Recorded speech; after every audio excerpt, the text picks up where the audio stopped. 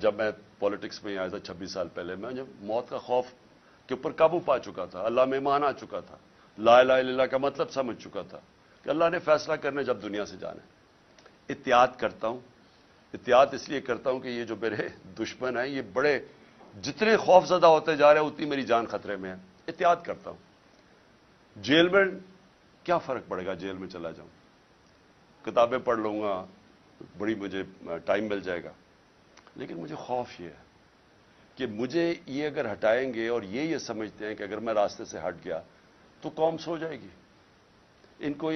ان کا یہ خیال ہے کہ اگر عمران خان کو ہٹا دیا جائے تو نہ یہ کیمپین کر سکے، کچھ کرے گا تو تحریک انصاف بھی آہستہ آہستہ ختم ہو جائے گی، اور یہ جو لوگ ہیں انہوں نے تو پھر سے قبول کر لینا جو بھی ہو۔